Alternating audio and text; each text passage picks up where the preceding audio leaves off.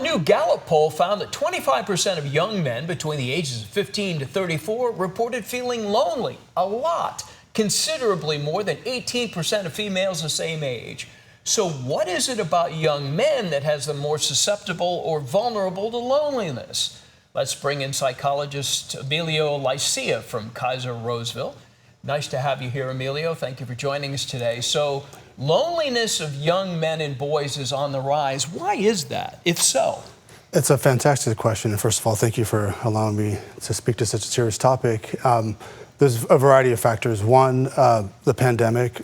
We were more isolated than we ever have been, and that continues to have an effect on us. But even before the pandemic, loneliness rates were, a lot of Americans reported feeling lonely half of the time. The other major factor is social and digital communication. We have smaller social networks as well, smaller groups of friends. We also live in a digital world, so there's less opportunity to connect with people. Right. And I really think that the internet, when it came out, social media, we thought it would bring us closer together, and if anything, studies are showing that it's done the opposite. For young men in that age group, is there a stigma to coming out and saying, hey, I'm in a jam here, I feel this way, and how do I get help? Oh, absolutely. Especially, I think, amongst men. And that study that you cited, 25% of men reported in that 18 to 35 range, 15 to 35 range, reported feeling lonely a lot of the day. And that's a substantial amount of young men suffering in silence.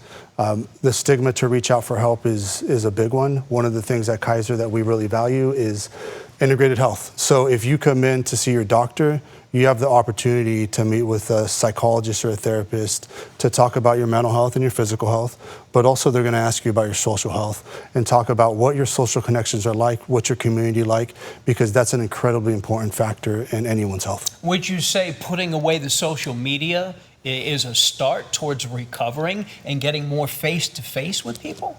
Absolutely. I think one of the things that we are starting to see, again, study after study is showing that social media, the internet, an online world is not a proxy for human connection.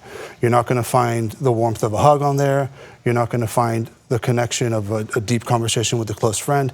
You're not going to feel the chemistry of meeting somebody romantically.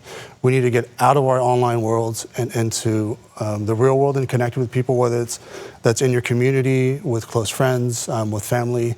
It's just important to do that. You mentioned the mental side of that, but if you're suffering from what this gentleman looks like here on the screen, what's the physical downside to this? That's such an important question. One of the things that we're seeing, in a recent study came out that chronic loneliness is equivalent to smoking 15 cigarettes a day. So when we deal with loneliness, on a regular basis, when it becomes chronic, we're looking at potentially depression, anxiety, chronic illness, increased suicide, increased heart disease, stroke, dementia.